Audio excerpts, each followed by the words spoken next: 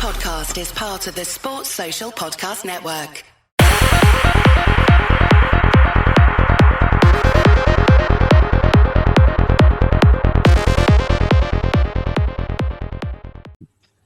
Good evening, ladies and gentlemen.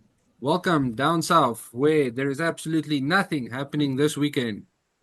No, there is not another international rugby competition because South Africa is not playing. We are all on a break. The rugby world has come to a stop.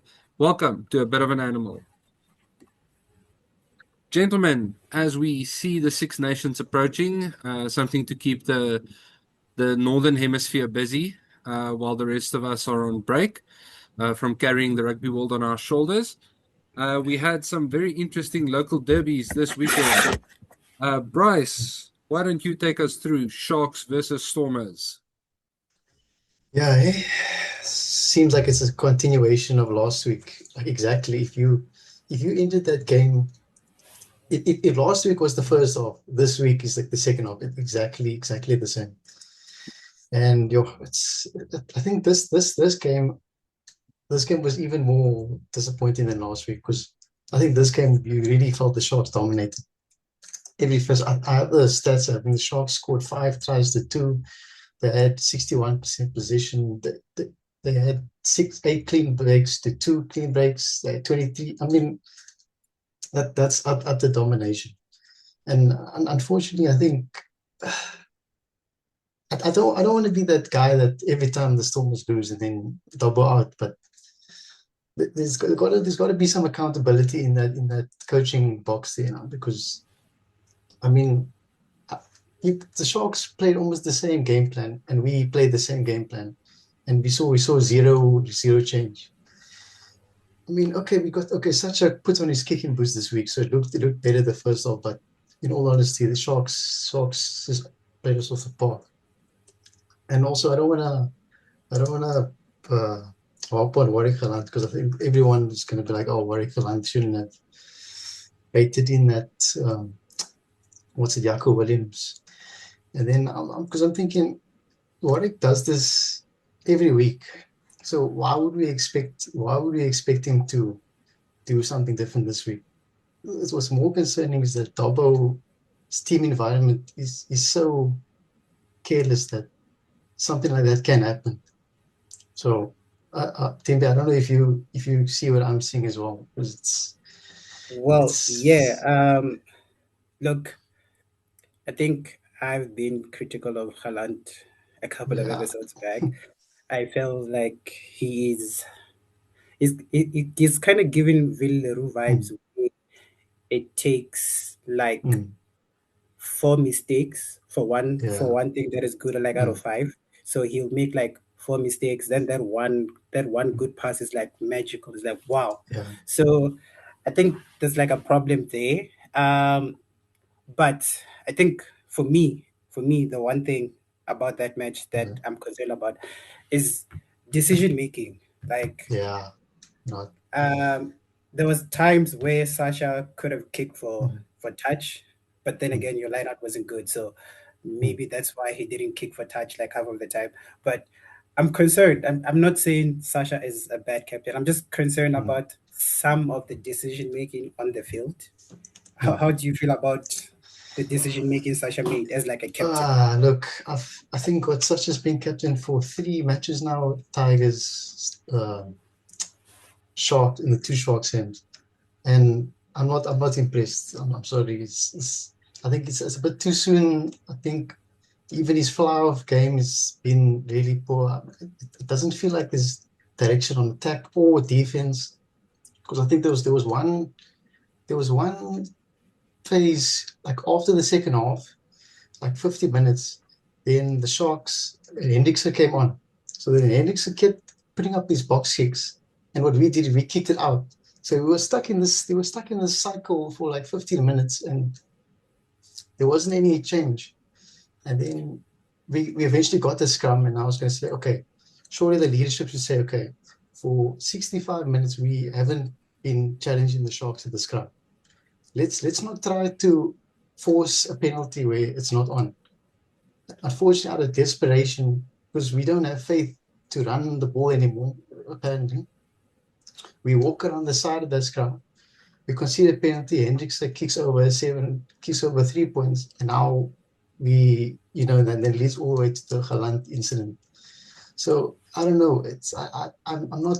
I'm not sure if such a has that order that Steven Kitshoff had, or if Rowan Nowell had, or even Samuel Murat. I know people gives him his flack, but I mean, the player says the captain. So I mean, so Don't you think maybe, and this would be my question to the two of you, sort of as a bit of a maybe a bit of a thinking piece before we get to the review of the teams. Don't you think that the Stormers have, I don't want to say be lucky, but they've been so used to dominating games that when they get dominated, they're yeah, struggling to adapt. Because if I take a look at the two games lost now, well, the three games lost, and then the win against the Bulls. With the Bulls, yes, they won, but not by that big of a margin, right? It was like yeah, it's one kick or from something. from all accounts, it was pretty much test level intensity. Mm, So I'm wondering, is it maybe not that they've had too smooth a start, and now that it's getting to the rocky road part of the championship, you know, the yeah. the fact that they haven't been tested is now costing them.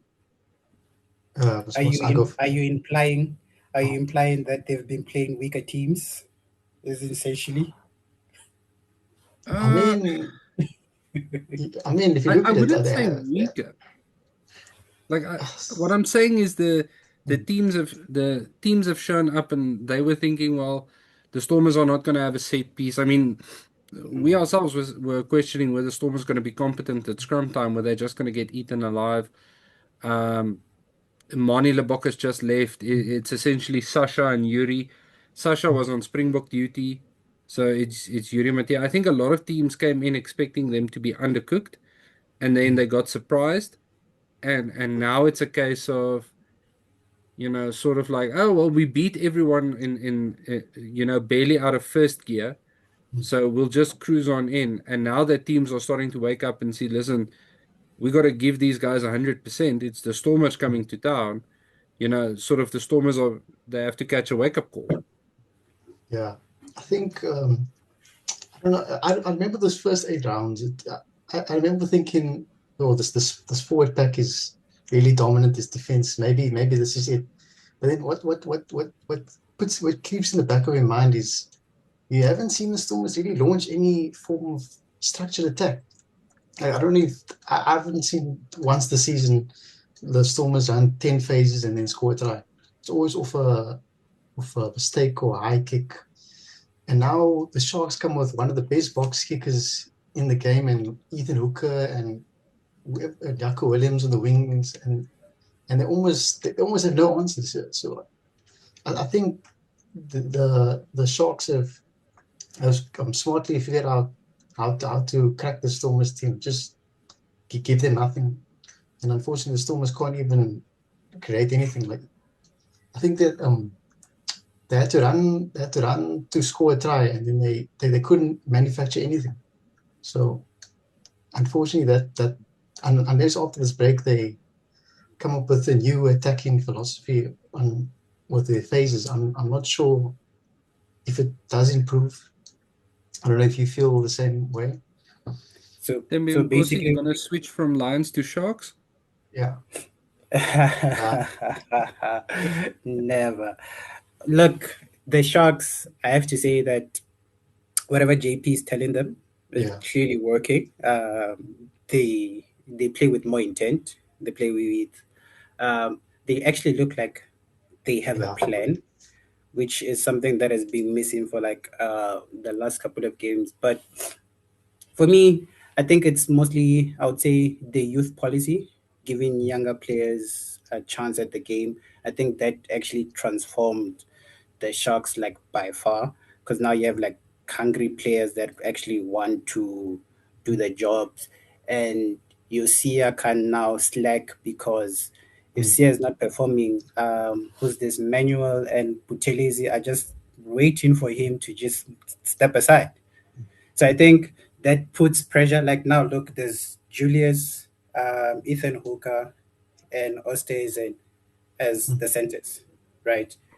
Now the one is already two of them already a Springbok. One is the older one, meaning he's on his way out.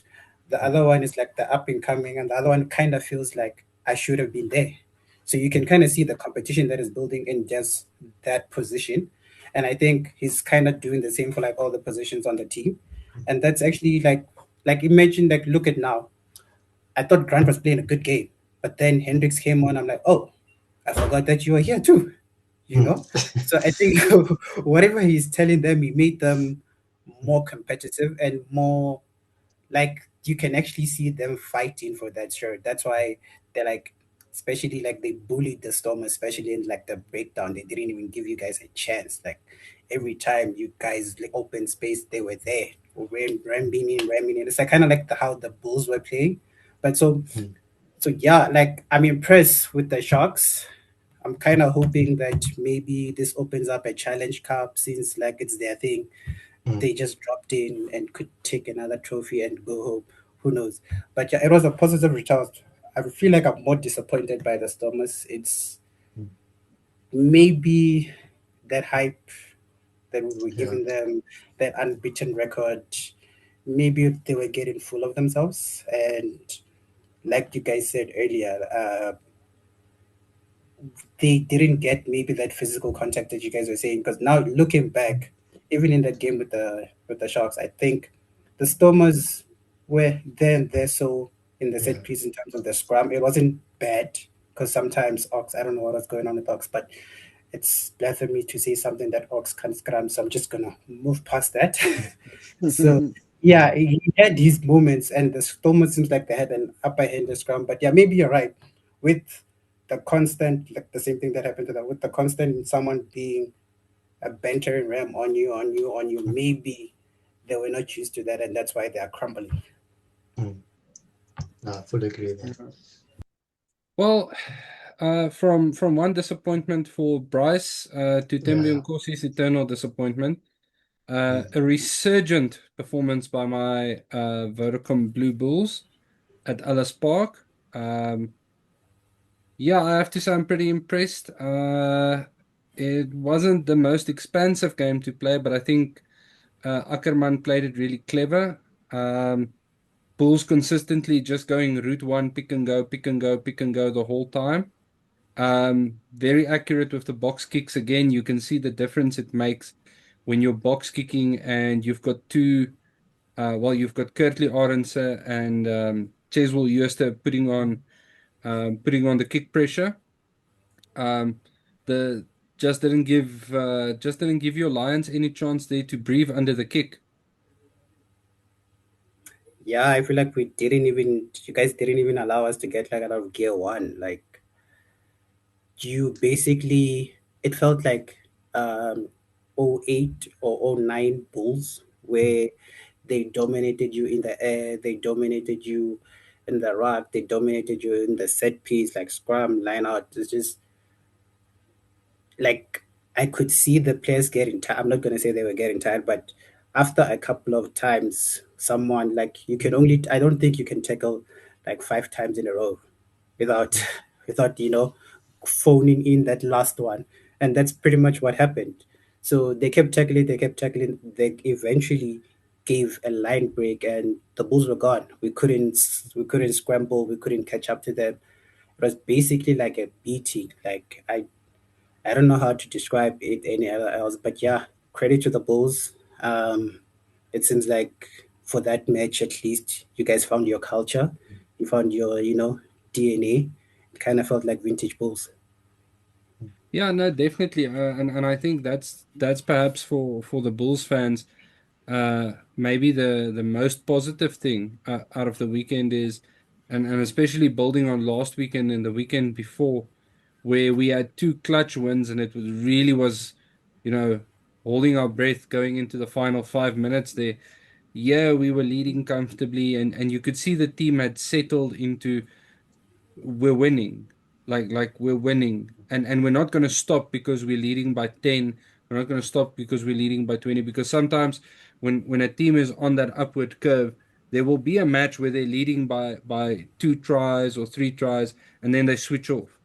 And I think Ackerman, when they came in halftime, um, when they came in halftime, he just said to them, "Listen, I need you guys to please." I need you guys to please keep up the pressure because if we stop now, we're gonna kick ourselves in the foot, and we're if we believe we can win, then we need to show ourselves we can win.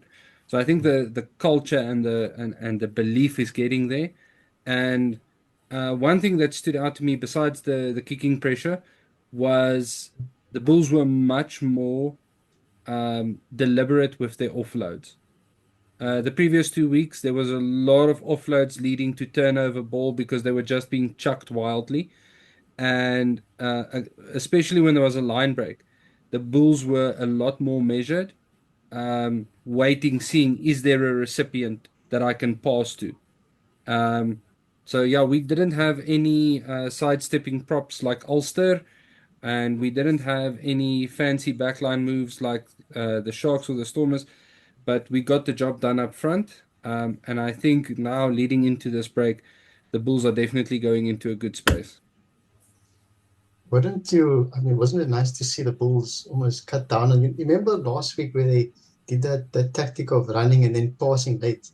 I think they cut it out entirely this week, and almost it just kept the momentum going in the attack. Whereas They last week they it was did just cut out.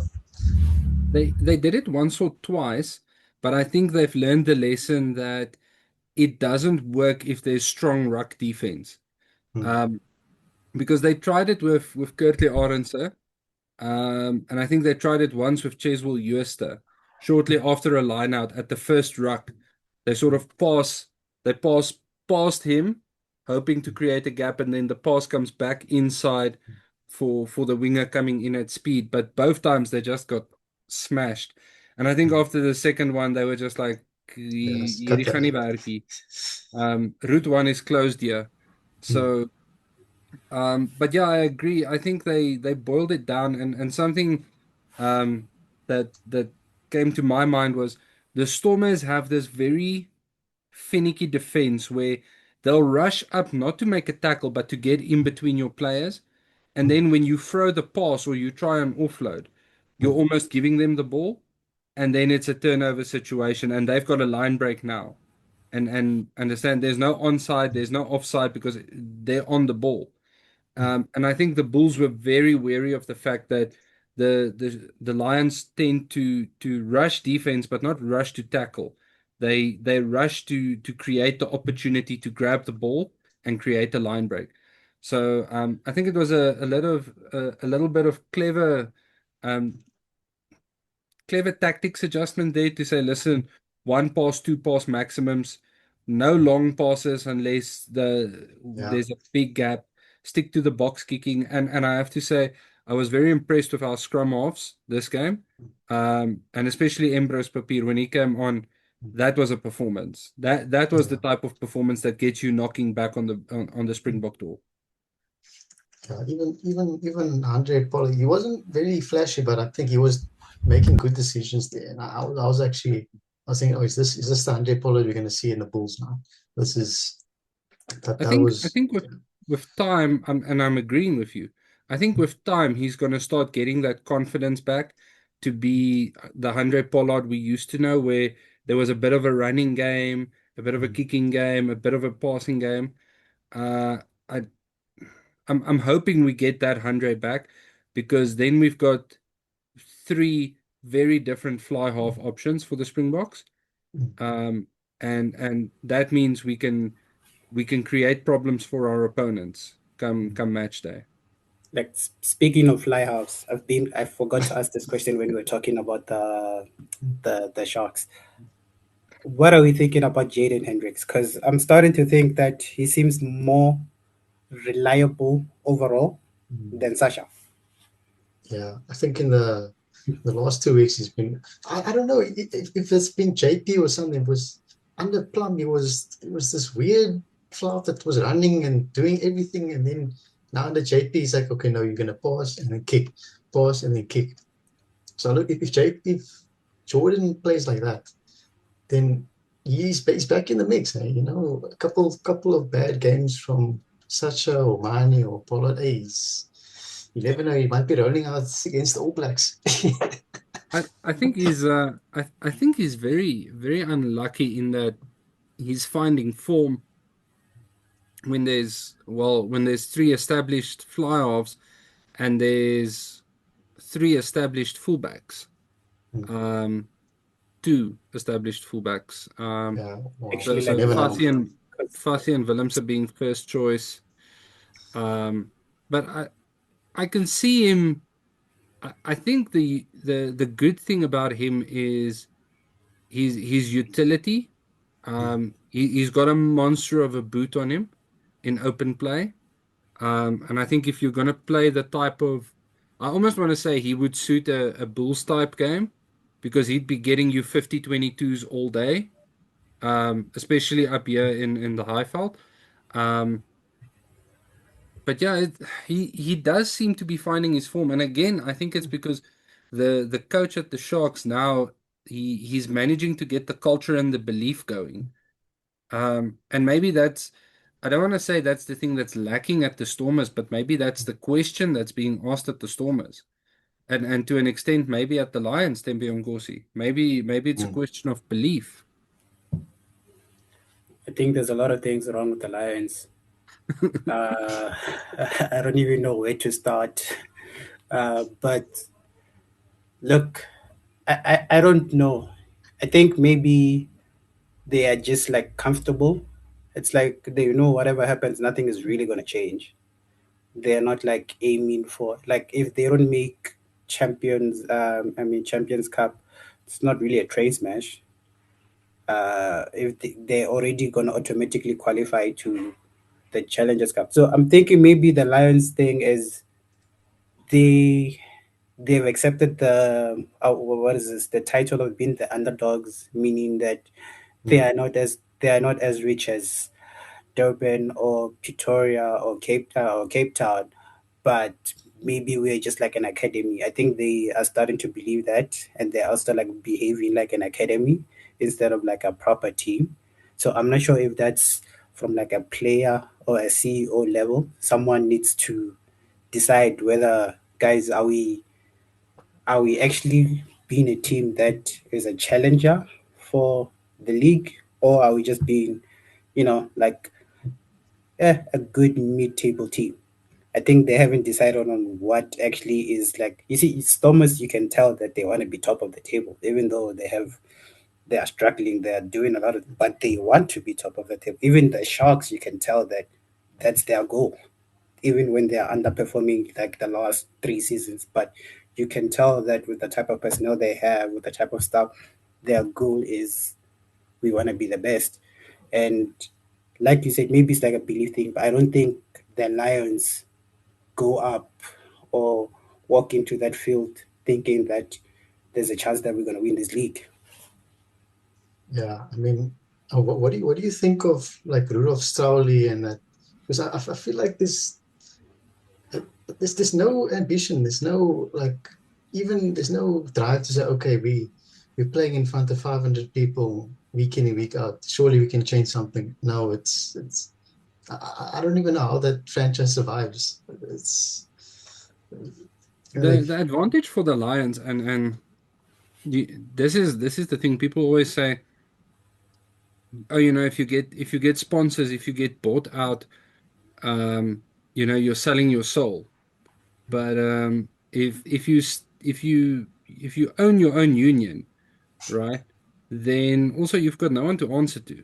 So you set your own goals, you run your own finances, you run your own ship, which is great. And I'm sure Rudolf Strahler's got a board to answer to, and that board has got some investors to answer to. Um, I'm with you guys. I'm wondering when is the hard questions gonna come? I mean, Cash van Rooyen is widely reported to be the highest paid URC coach in SA. and I don't think they've made the playoffs of the URC once. No. They Um, haven't.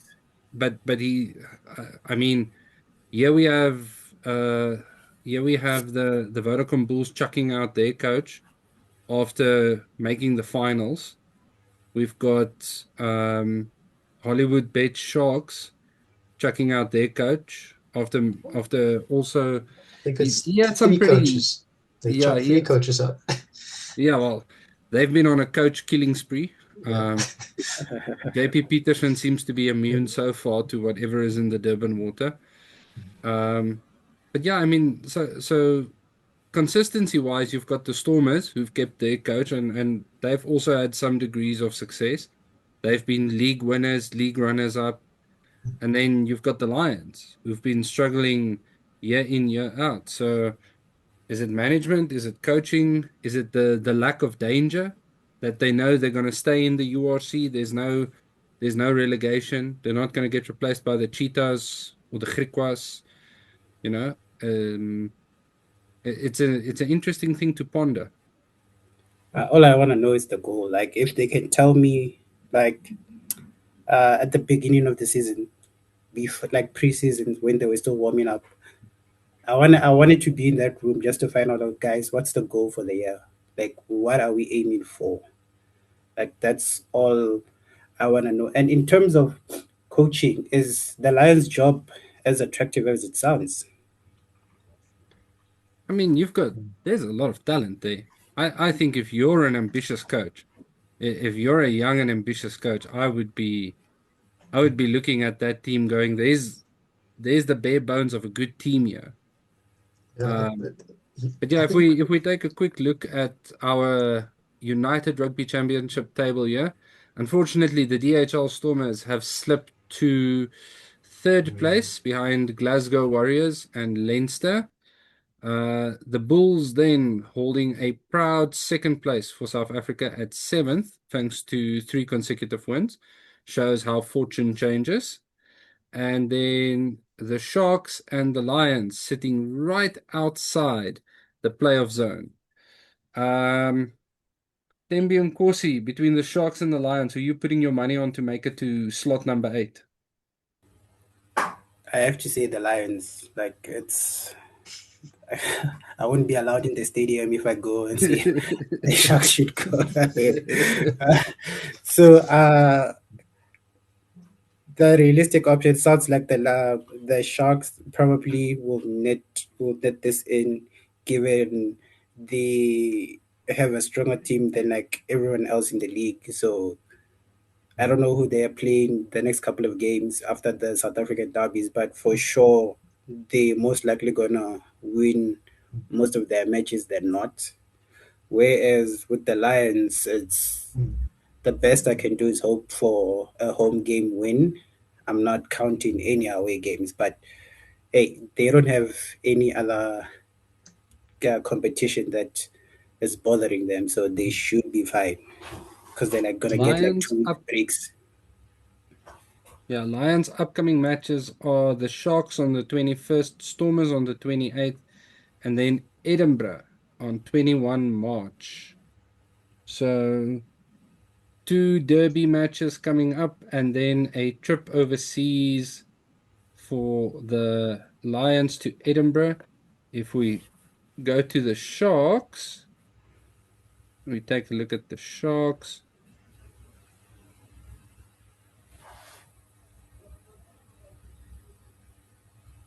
Sharks will be playing the Lions, then the Bulls, then Munster. Actually, both of them like have a tough 3 games, even though one of them they're playing each other. So considering those 3 games, I think it's more likely that Sharks will win against the Lions, probably lose to the Bulls, and well, the Sharks are home for Monster, so they could win that one. Well, if I'm hoping we get a replay of that infamous final where Sharks fans were celebrating and then Brian Abana said no, this one needs to stay in Pretoria. Sorry, that was a low blow, Sharks fans. I apologize. But it's good memories for us. Bryce, let's see if your team can turn things around. Your next fixtures being, well, the Lions, Lions, the Bulls, Bulls, and the Dragons. Dragons. Oof. I, I, Best I, one I, out of three. yeah, I don't know, eh? It's the way they've been playing. They might only win 1 out of 3 there. But it's even that. You guys have got a long time off though. I mean, you're Yeah. only playing again on the 28th of Feb. Well, I hope there's some. I hope they actually take a break. Actually, just kick back and go to the beach or something. Because I Yeah, think I think sometimes the problem will still stand though. It's like I think Haaland still starts for all three of those matches. So that's like mm, a try against the oh opposition yeah, for the opposition like that already like one. oh So yeah. can you This is. outscore Haaland?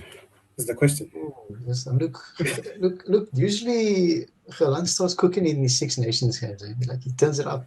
I think last year he was like solo carrying the team.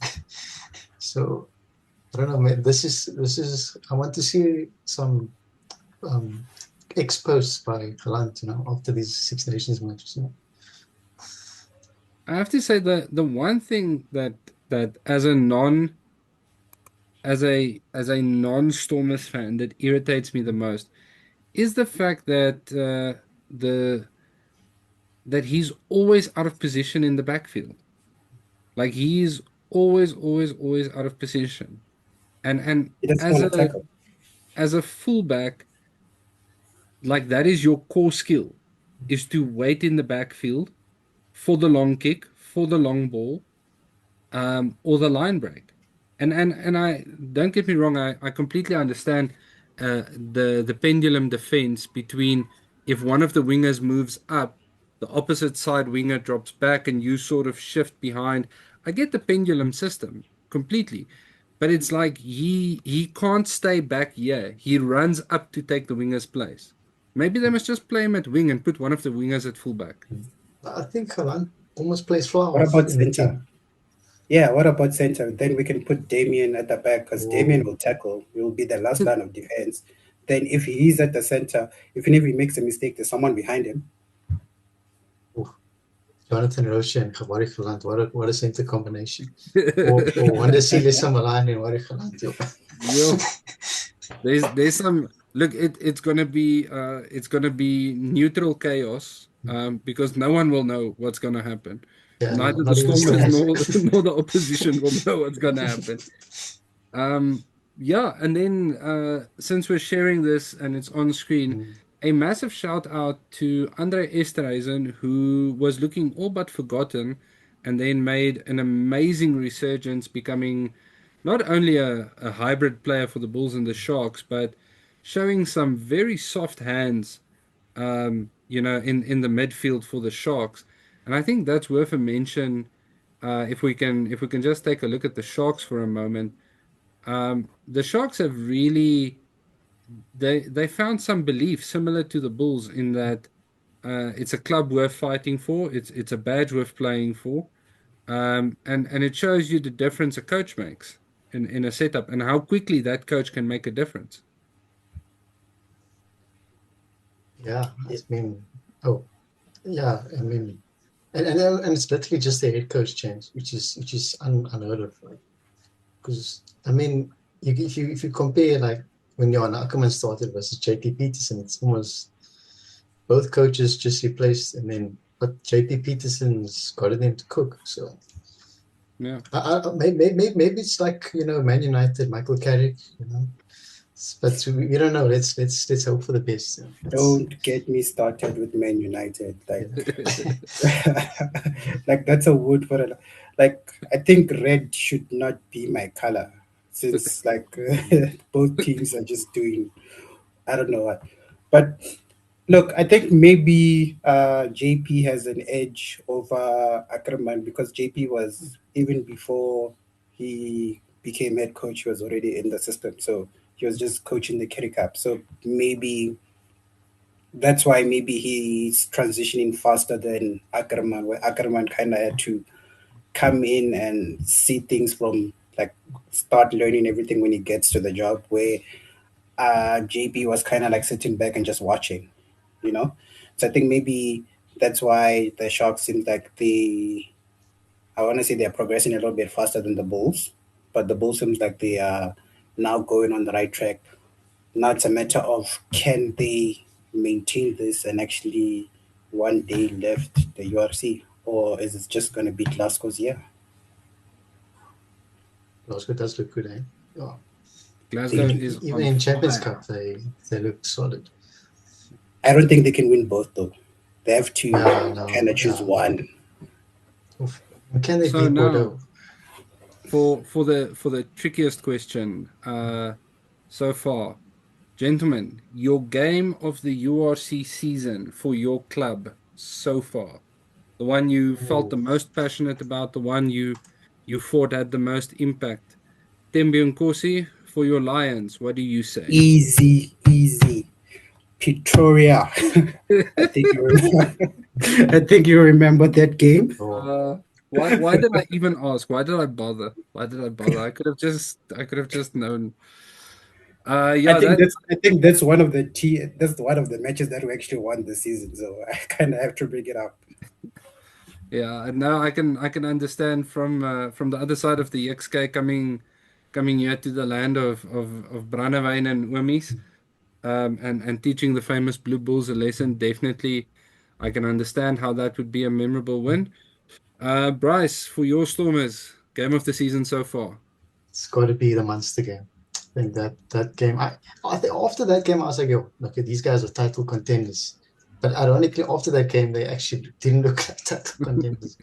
That's when it started going downhill. So I don't know. Yes. Oh, I So hope what hope about you? that. Yeah? What you saying, Bryce? Oh, you were you gonna say something? Now I was gonna ask Jan what's his game Oh yeah. because I know he has a game. Like, who Mm. is it Since we're against? doing URC matches, the win over Edinburgh, Yeah, the, Oh, the win over that okay, Edinburgh. was I would say the win over Pau, but that was Champions Cup. So, but okay. the win over Edinburgh, I feel like that was the one where the fact that we've done it twice in a row on the road was the one where the team sort of started thinking to themselves, we can do this. We can actually start winning. You've lost now a certain number of games in a row. Yeah, you're listening to the coach and you believe and you hype yourself up, but at the end of the day, you got to go and win matches to keep winning matches. So yeah, I think for the Bulls, the win against Edinburgh, that one was special.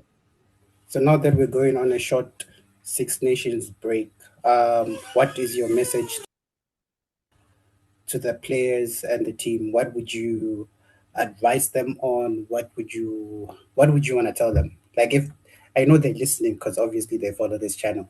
So speak to them. Ackerman defense, can the defense is looking better, but solid tackles, please, and then just find a rhythm. Like you could see this weekend the rhythm was starting to be there. You don't need to be the fastest, you don't need to be first always, but just find a rhythm where the other team can't keep up with you. Find that rhythm. Even if it's slow in the beginning. I mean, look at the Springboks. Half their games last year, first half was neck and neck, and then end of second half we're winning by 20, 30 points. So if they can keep up the first half, second half, you gear down, you go to third gear, right? Let's go again. Let's go harder. So that would be my advice to my Blue Bulls. Bryce, you for your Stormers. I think we gotta strip it back. Play basic rugby, man. I think that's all I would say. Just hold the ball, like what the Bulls did to the Lions. I think exactly the same. Just hold the ball, because and please stop with the showboating, goof through rugby.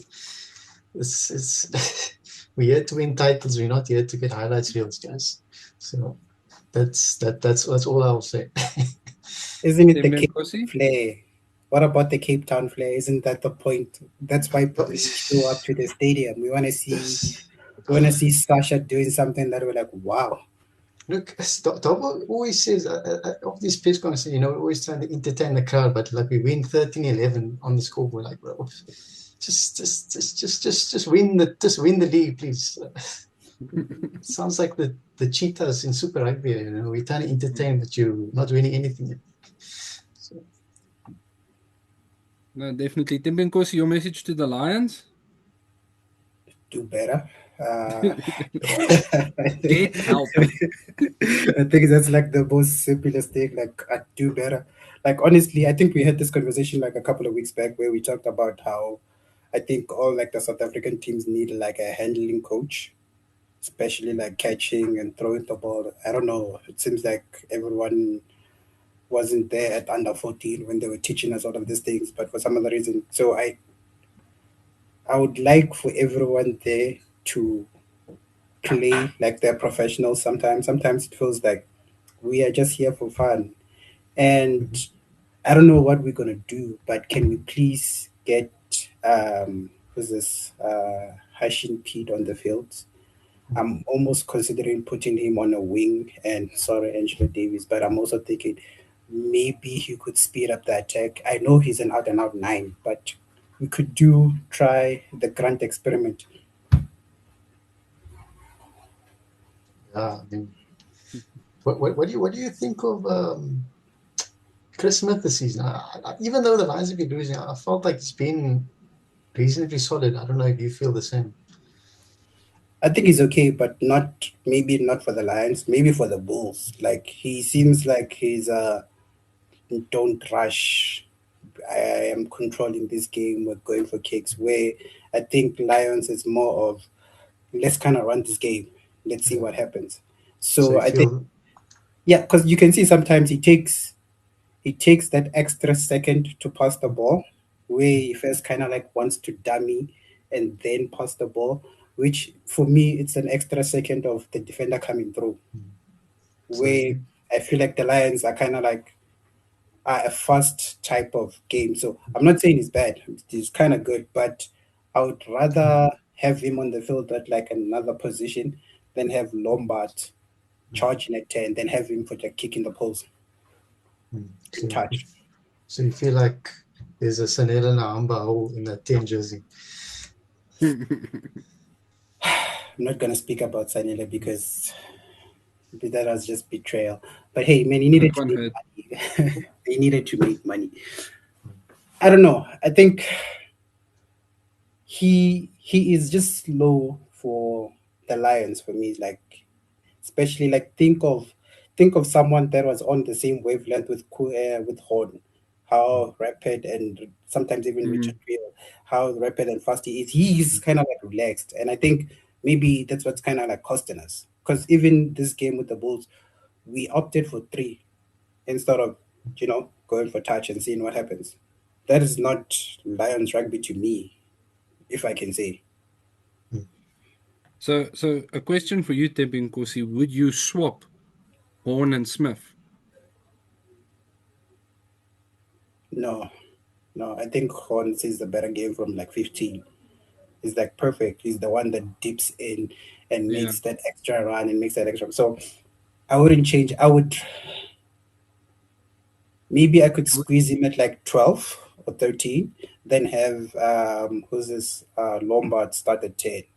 Because I feel Yeah. like Lombard is more explosive. So basically I feel like he's not as explosive as you would want from like a Lions 10. He's good for the Bulls though. You can take him back. Well, good. Thanks.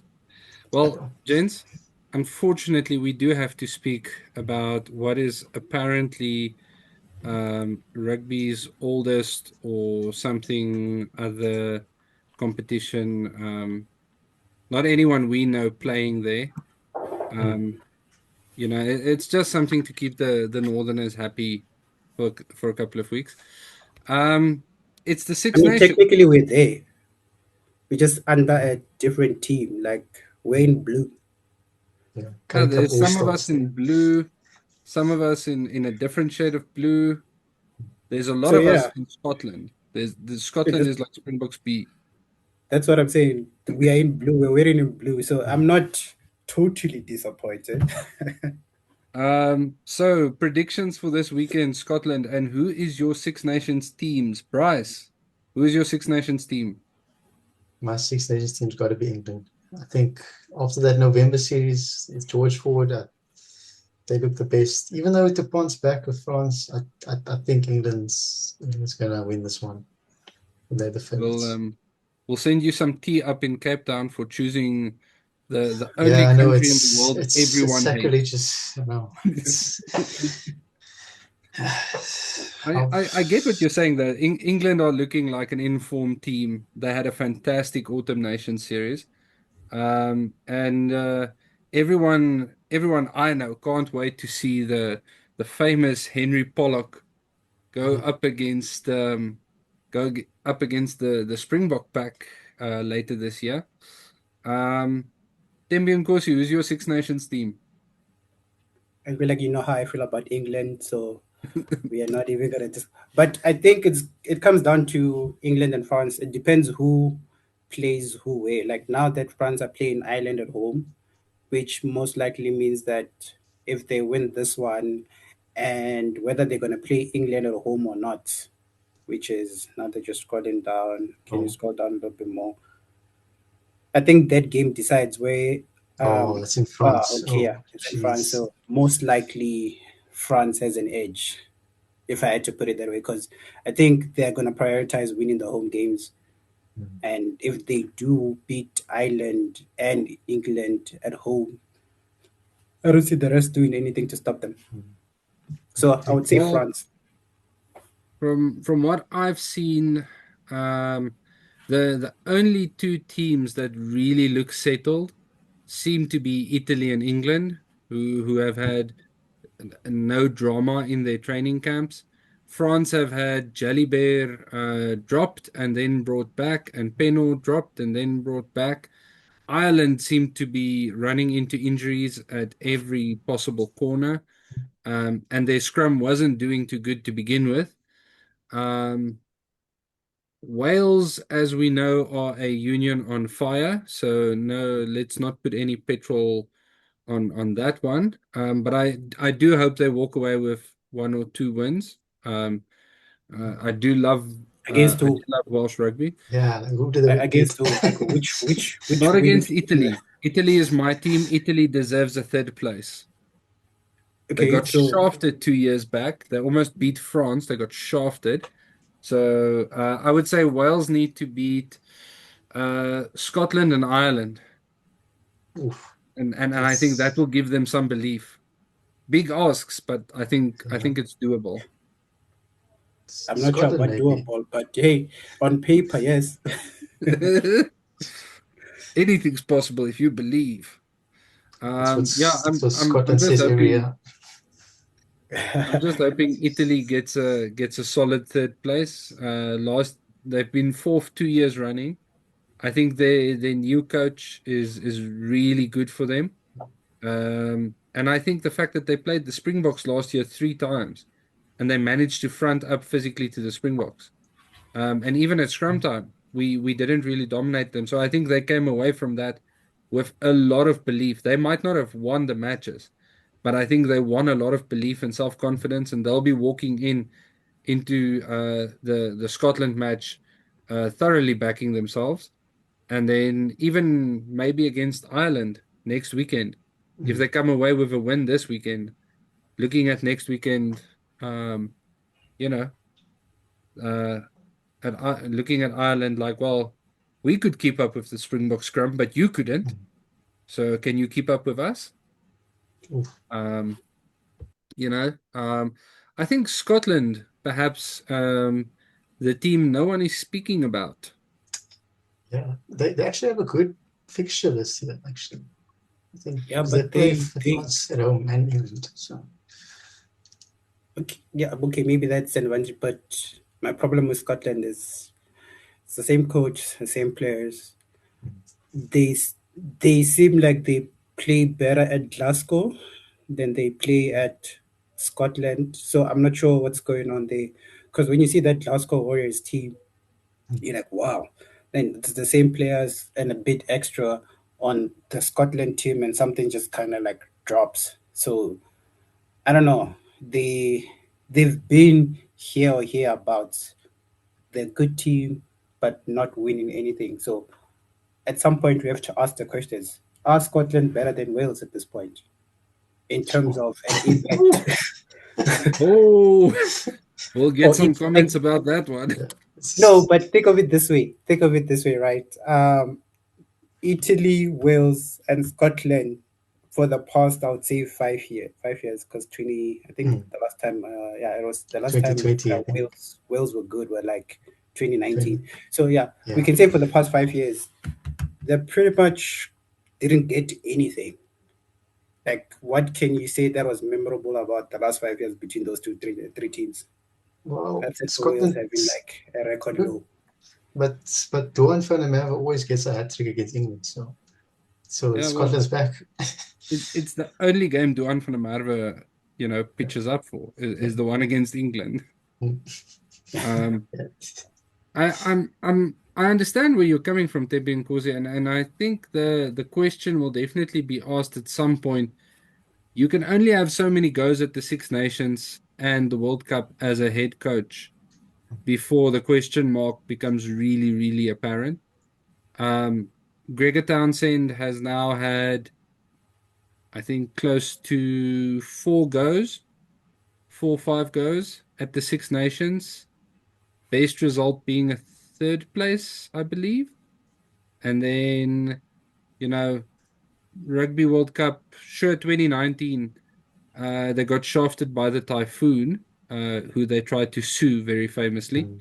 And then they fell out thanks to us and Ireland in the 2023 World Cup. But that was a pull of death, unfortunately. So yeah, I understand where you're coming from. How many bites of the cherry do you get before your union gets upset with you? My prediction for this weekend is Italy, England, and France to walk away the winners. So a left-hand side call. Anybody disagreeing? Anybody have some wild calls here? Wales to take England. Oh, no ways. I I mean, think even saying it out, like even my tongue it doesn't want to doesn't. say that. Doesn't sound right. Like, Yeah, but yeah, it looks like home wins unless Scotland really. Gregor Townsend is listening to us and is really mad and wants to prove a point. But it looks like the home teams might win this. Scotland, if you're listening to this prior to the match, as motivation and inspiration, just remember you still don't have Biltong as cheaply as we do, and we've got Sunshine as well. Remember that. that's very important. Maybe that's what's missing in their what rugby pursuits. It's just Yeah, like biltong, like yeah. Biltong and Sunshine. little biltong and a little bit of sunshine, and then everything is go. Can't have a Curry Cup All-Star team without those things. Just don't work. Gentlemen, closing thoughts before we sign off? Good luck with the Six Nations.